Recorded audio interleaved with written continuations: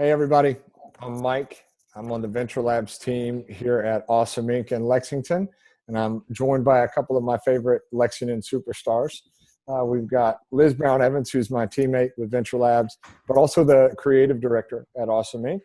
And we're joined by Jamie Rogers, one of the thought leaders that brought the Creative Mornings Project to this community. And we'll hear a lot about that. And that's among so many other things that Jamie has done. The list is long. So thank you both for taking a little bit of time to share some experience and some guidance and some thoughts today. To quickly set the stage, this virus economy has obviously upended the way we live and work and play and interact with one another. And now more than ever, creativity, the concept of creativity has become more of a necessary skill than it ever has been in the past, because creativity can make or break someone finding a path through this thing, whether it's finding a meal or saving your job or saving your business or any other application of creativity. So we've come together today because we love this community and we love Lexington and we love this region and this state. And we want to do our part just to get some thoughts and some how-tos on the table that maybe can help somebody find a path back to normalcy eventually. So let's just start here. Jamie, tell us a little bit about Creative Mornings, who's involved, how it got here, and the role that it plays in Lexington. Yeah, thank you, Mike. Yeah. Creative Mornings is actually a local chapter of a global network. We, about 4 or 5 years ago, got together, a group of creatives, someone in the design industry, someone that ran Downtown Arts Center, and kind of said, we want to bring Creative Mornings to Lexington. And so what that meant is we had to apply to a global headquarters that's headquartered in New York. And we said, we think Lexington is creative enough to have a chapter right here in Lexington. And so we had to put a package together and apply to the headquarters, really about why Lexington has enough creativity, enough innovators and artists and small business owners that we could have enough capacity to have a chapter here. And traditionally, even to apply to be a chapter, you have to be a city of 500,000 people or more, which Lexington didn't quite hit. But we knew that there was enough creativity and awesome just thinkers and pockets in Lexington. And so what the intent of having a Creative Mornings chapter is two big things.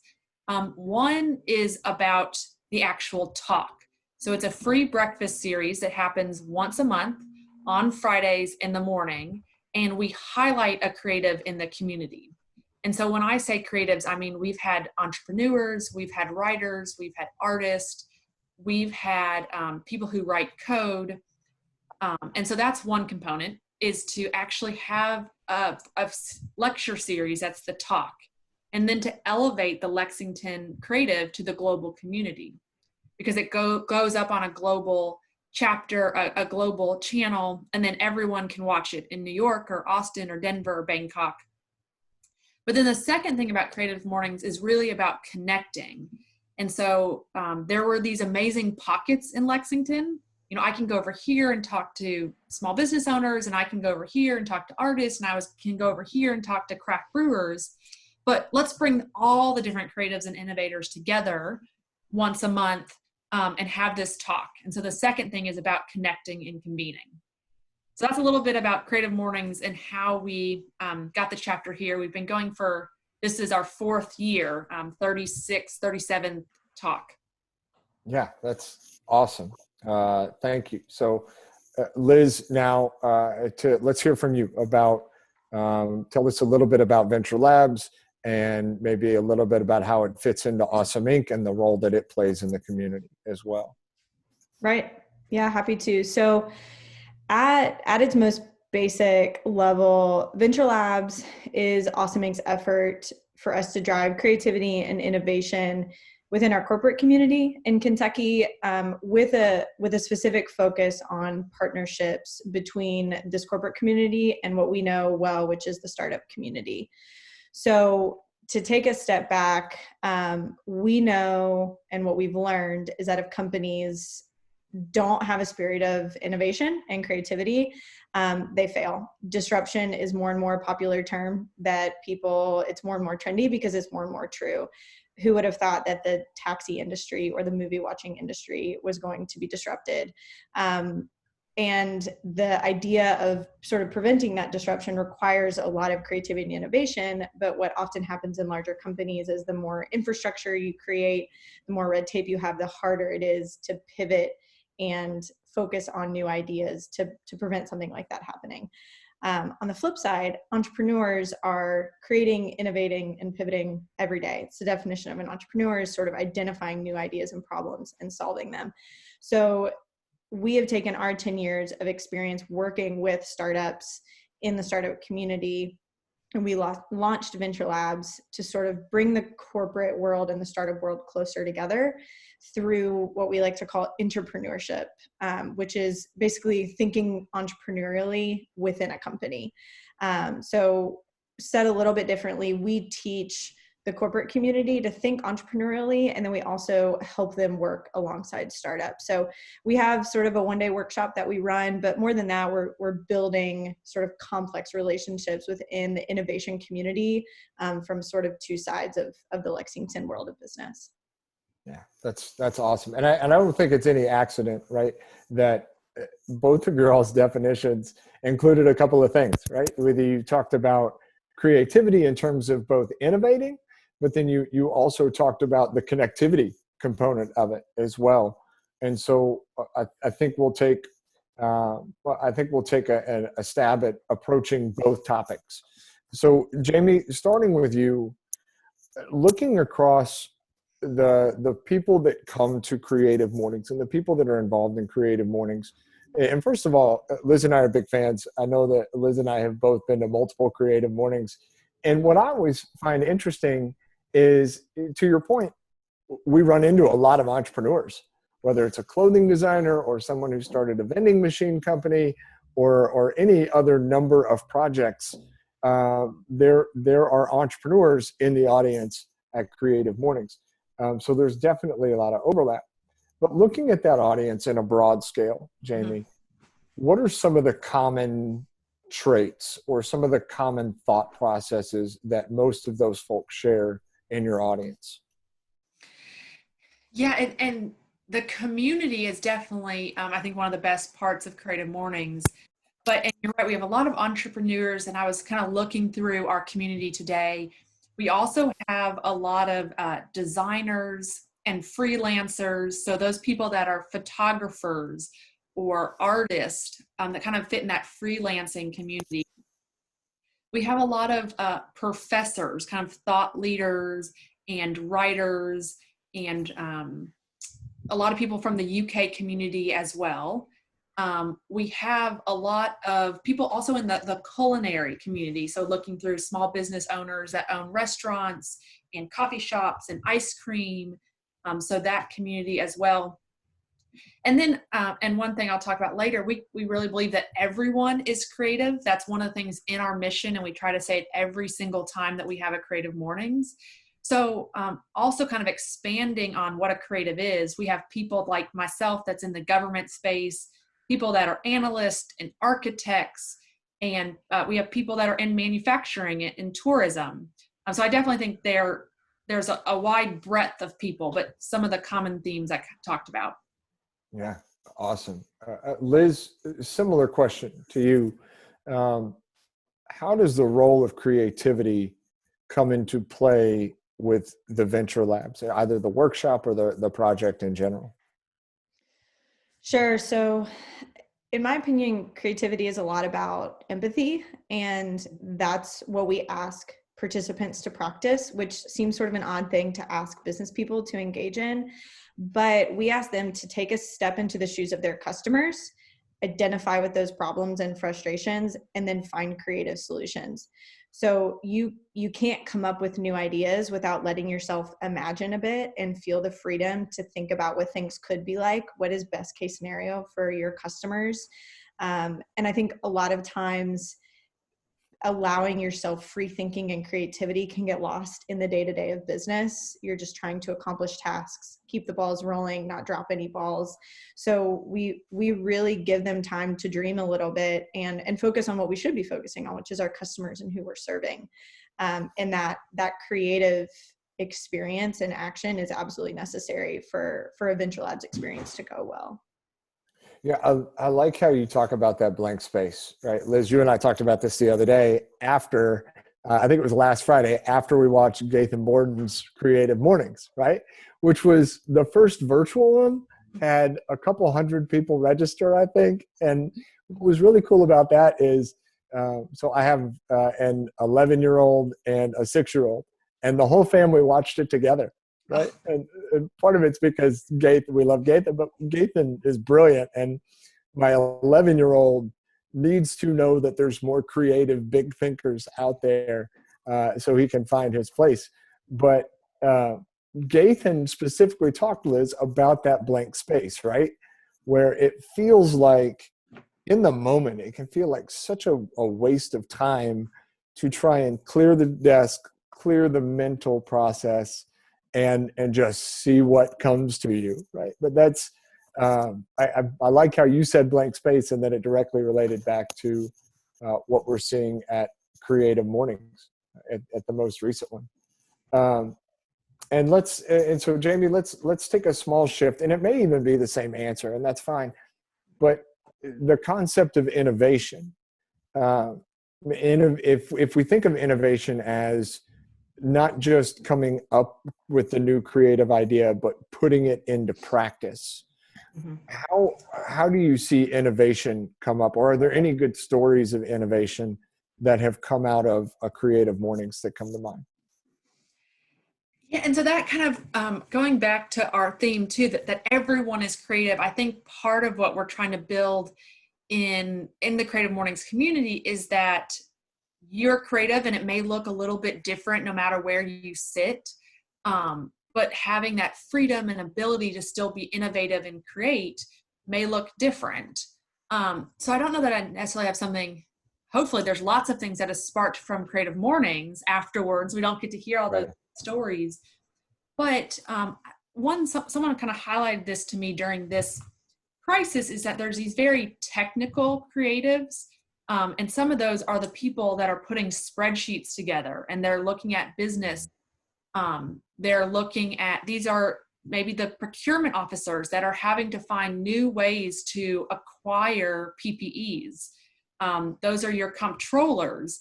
And so those are also those very technical people being very creative with their business models, with procuring. And then there's, some transformational creatives, some maybe what you more think of traditional creatives that are your designers and your big thinkers. But that the creativity comes everywhere too in that hierarchy, from the frontline workers who are thinking about, hey, if I restocked a shelf this way, I'm going to have less interaction with people, all the way up to the top of the hierarchy, thinking about the full business model and those thinkers and creators. So I think that's another component that I've really seen in Creative Mornings is that it can come from any level. You've got technical creators, you've got transformational creators. And I've just seen so much, out of necessity, creativity during this time. And some of it, I'll give one of the examples in my neighborhood. Someone's mother passed, and we can no longer have a funeral. And a neighbor thought of an idea of like, well, they need that space to reflect. And so everyone in the neighborhood put a candle on their front door. And then that gave the time and the space for a neighbor to reflect and have a funeral. Oh, interesting. Without having a physical space by everyone just putting a candle on their front door. And that was something a neighbor, really thinking creative and innovatively during this time. And so it looks so different no matter in different spaces. Yeah. What a great story. And one of my favorite parts of what we're seeing right now is that element of a community coming together. So I want to circle back to that idea in a minute. But I first want to touch on, I like how you said that innovation and creativity can come from anywhere, right? If you are a creative controller, you may single-handedly save your organization right now, right? This is the moment that those really great controllers out there and CPAs have been waiting for. They're the heroes that are gonna find that initial bridge. But Liz, talk about that idea of creativity and innovation coming from anywhere and how we see that come up in some of the venture labs, and maybe even a good example. Yeah, so I think oftentimes when we bring teams together, there are preconceived notions of where creative ideas come from. And some of that can be from an R&D team or an innovation team, but even some of the local companies we work with who don't have teams like that, it's still, a graphic designer is going to have a more creative idea. And some of the best examples we found are when very different teams come together. So we try to do our best to match different parts of the company together and say, hey, why don't you all bring what you know about a customer and the customer journey, and share some ideas. So we have had, one of our favorite examples to tell is of the Lexington Legends. They had, I believe Micah was their accounting lady, who had been there for many years and was an introvert who very much didn't want to be there. And a ticketing, I believe he was a new ticketing sales guy who had been there for about a year. They worked together occasionally, not closely and not often. And they came up with an idea basically to test quickly getting food to people sitting in their seats in sort of like a DoorDash or an Uber Eats type way, but within a ballpark. And it was not only did they not work together, but their idea had nothing to do with either of their day-to-day jobs.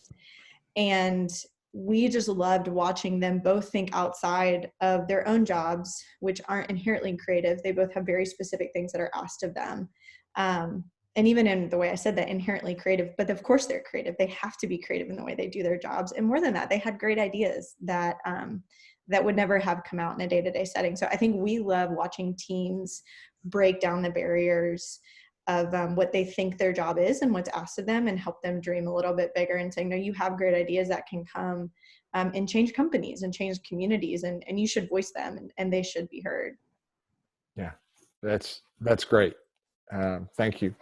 And you're right. That is one of our favorite examples. And the way I often explain it to people is, who better to come up with the creative solution to a problem than the people on the front lines who are being affected and impacted by that problem every single day in their day-to-day.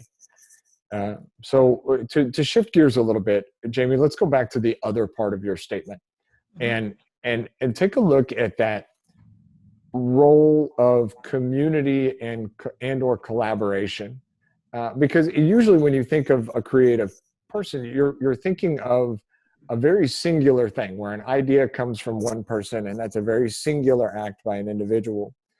At what point and how does collaboration and community turn that idea into something special?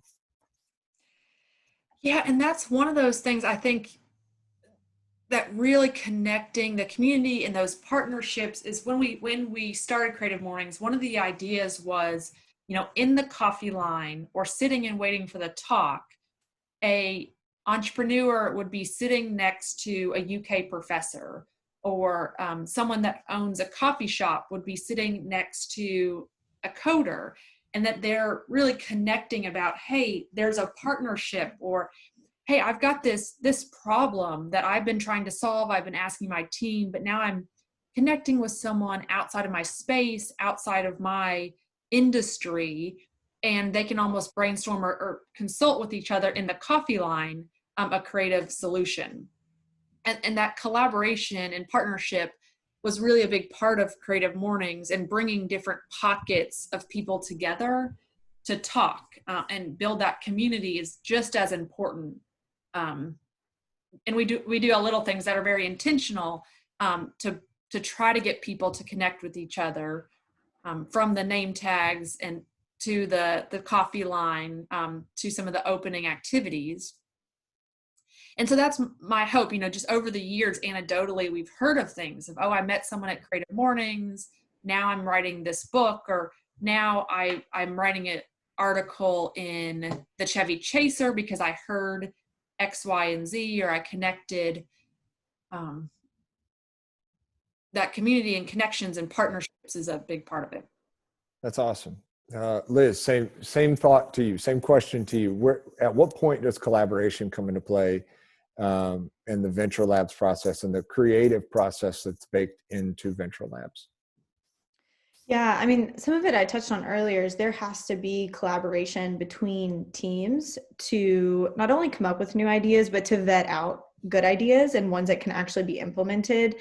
And I think what happens in sort of that the coffee line or the seats at Creative Mornings, we're hoping to create some of those spaces that, those sort of water cooler conversations where someone that you don't normally work with, not only can you create a new idea, but what we hope is coming out of something like Venture Labs and in our conversations with companies is that we can help them bring together teams to take an idea and then execute on it. So that may mean that one member of the sales team works with one member of accounting, works with one member of who even knows what, and they form a separate team. And that collaboration has to be there to sort of play well in the sandbox to serve your customers well. So not only in the ideation, but in the execution of ideas, it's absolutely vital. If people don't come together, not one single team can even get an eye into a whole company and know what all the problems are to execute on them. So it's just one of the things we love most watching is these teams come together and just completely change the way their company thinks about something. Yeah, cool. And Mike, I'm just going to add go for thing it. about partnerships that I've seen during this time is, and I think Lexington always already did a really good job of certain industries partnering together, but you're definitely seeing some saying, out of necessity, maybe I'm going to partner with someone who is traditionally a competitor, or I'm going to partner with someone that traditionally I didn't think about because I have to survive this. And that was just kind of fascinating. We used to compete against each other for, to come to market the fastest on X. Now we're going to come together. We're both going to offer something together. And I just thought that's been a really fascinating conversation around partnerships right now. Yeah. Do you, that's great. My next question was going to be what are your favorite examples is? So you teed that up perfectly. What is one of your favorite examples of that collaboration in this Central Kentucky community right now? Yeah. It's hard to not, and they spoke at Creative Mornings, but it's hard to not talk about Nourish between Keeneland and Visit Lex and the hospitality industry, kind of coming together to support people in the hospitality industry and providing some wages to people, and as well as providing food to each other. I think also seeing a lot of the restaurants and small businesses coming together and really talking through and brainstorming, how to keep restaurants in the hospitality industry alive. We just have such a great local community around that. So they're connecting there. I'll keep thinking. I think that's one of my favorites.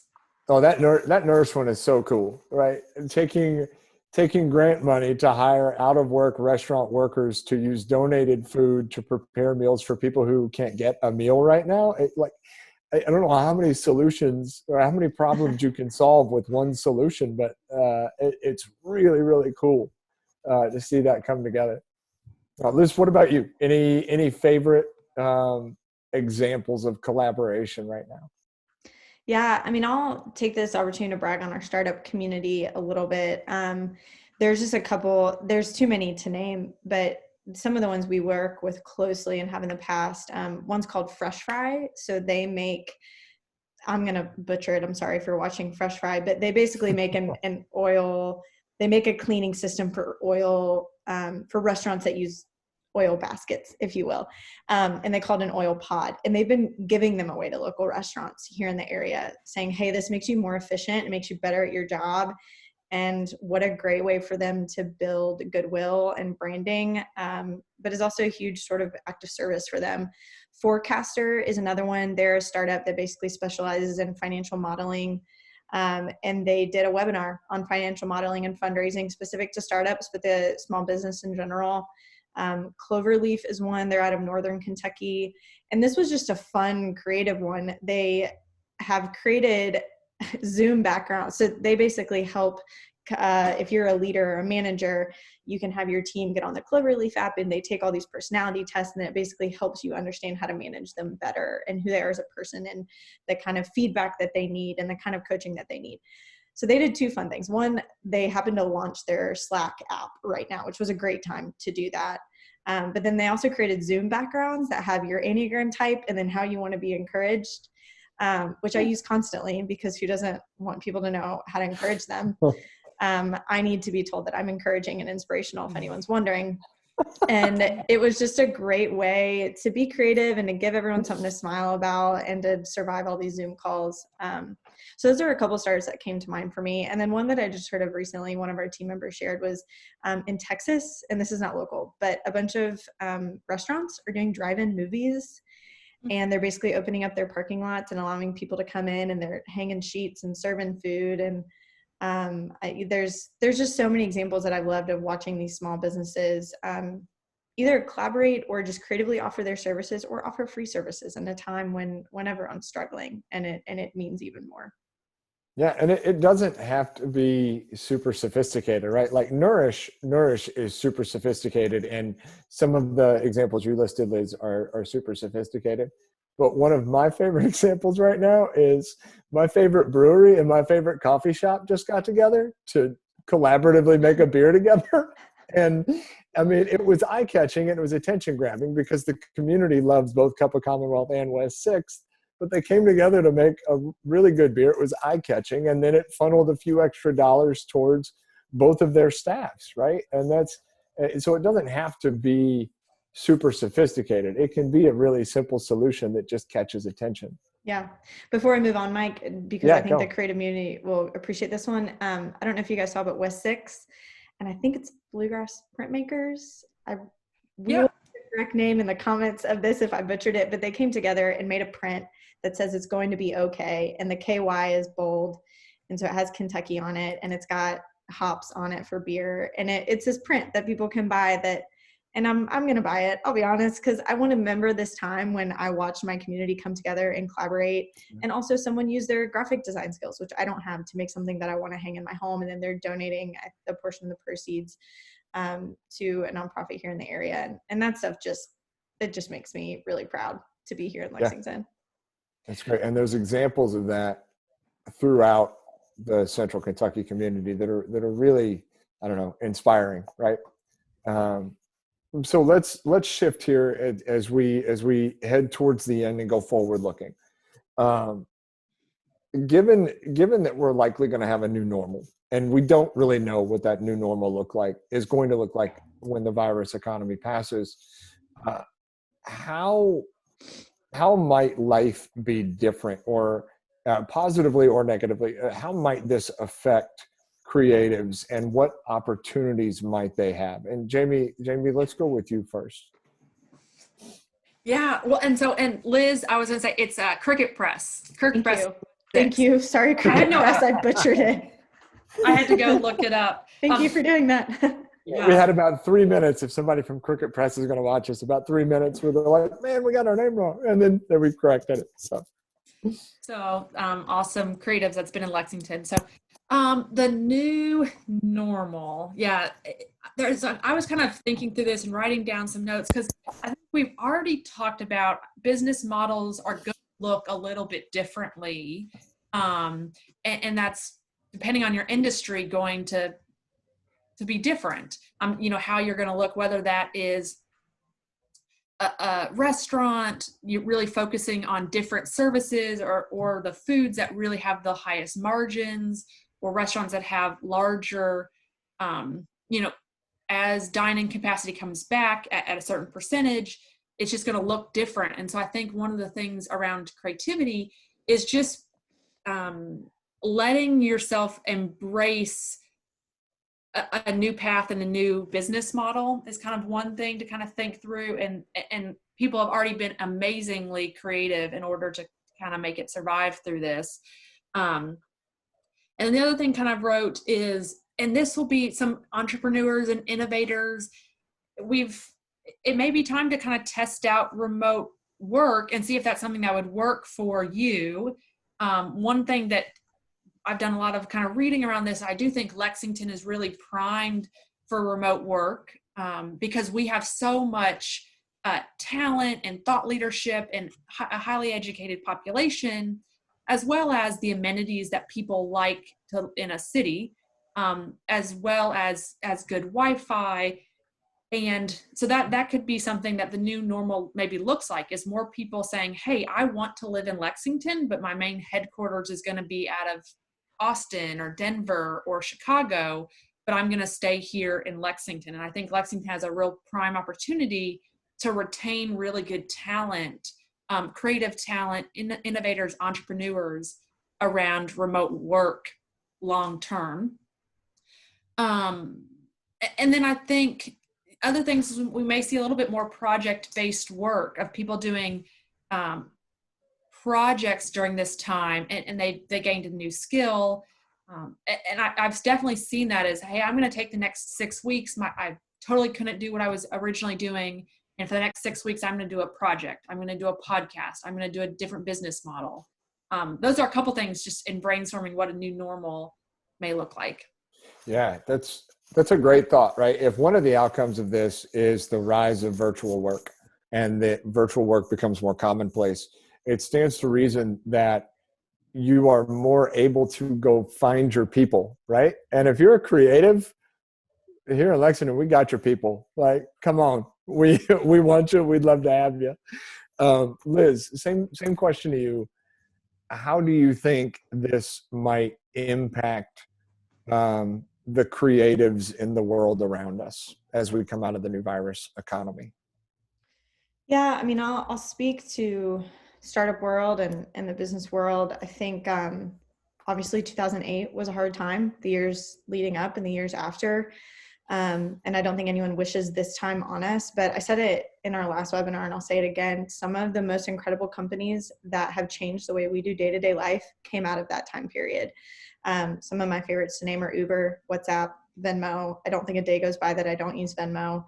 I use WhatsApp to communicate with all my friends internationally. And so I think coming out of a time when everyone goes down to bare bones, I think it may be hard for creatives to feel that their work matters sometimes. If you're not an engineer and you can't build something really practical to survive an apocalyptic type setting, it's hard to kind of lose the meaning in what you can do. But right. Man, the job of creatives is more important than ever because they're going to be the ones that help us imagine this new world that we're moving into, which is going to fundamentally change. This is just the beginning. I think we all know that, for better or for worse. But what does make me excited is the resiliency and the creativity and the resourcefulness of not only Lexington, but I mean, our country and our world, but I'll brag on Lexington. I think we have those abilities here to come up with some of the new, and it doesn't just have to be a high-tech app on a phone. It can be a new way that businesses communicate. It can be a new way people serve customers. But I do think more than ever, the startup world, the business world are going to have to come together because things are going to change. What's worked for a long time won't anymore. But I think I would say to the creatives, be encouraged because your time not is coming, but is here now of helping us be excited and dream a little bit more and then put that into practice of how things can change. So I know that's really high level, but I'm not an expert on what it's going to be. Go follow Forbes magazine if you want to know the new trends. I'm not your girl, but I do think that things will change and the creative community is going to be a vital component of that. Yeah, that's great. So final question then, if someone has watched up to this point and they think, this all sounds great, but I'm not a creative. I hear you saying that everyone can be creative, but I'm not creative. What's one thing someone can go do right now to spark their own creativity or start to open that box a little bit? Jamie, you go first. Yeah. Well, and one group of creatives that I don't know we've talked a lot about, and I just have to give so much credit to, is teachers. because on a dime they pivoted and totally rewrote curriculum and rewrote the way that they and if that doesn't kind of show you that everyone is creative, just the amazing thing that teachers are doing around really, and daycare workers and really keeping up. But I do think we talked about this at the beginning is, and it's hard, you know, I'm a parent right now, is finding that white space or that time to just really think and write and read and be creative. Mm-hmm. I found it is really challenging, but there's a lot of studies on your brain, and your brain really needs that time. You may say, like, I just can't do that right now. I'm just about surviving right now. But if you can find that hour to just think and read and write and create white space, it's going to allow, when they've studied your brain, more time to be creative and come up with new thoughts and new innovations. That's great. Getting comfortable in the white space. I like it. Liz, you. Yeah, I mean, I'll be brief. I know not everyone has those luxuries. I think the three of us do. And so I know, you know, hopefully my sister, God bless her if she listens to this, she's got 3 kids and they both work. And I'm sure she's like, I don't have 30 minutes of white space. But I would say, like, I think those pockets do exist. We make time for what is valuable to us. But I would say there's so many free resources right now, I think is what I'm getting at. Even if you have 10 minutes or an hour to learn something new or to learn, and it doesn't have to be a whole new skill. You don't have to fully learn how to bake sourdough bread, but there's just small things that I think we can take time to learn. But more than that, I think even reflecting on how you are already being creative, navigating a really hard time, and how you've changed your own habits and patterns. And so like that sort of self-reflection, I think, can also be really important. But if you have the time, I mean, I'll just ditto what Jamie said.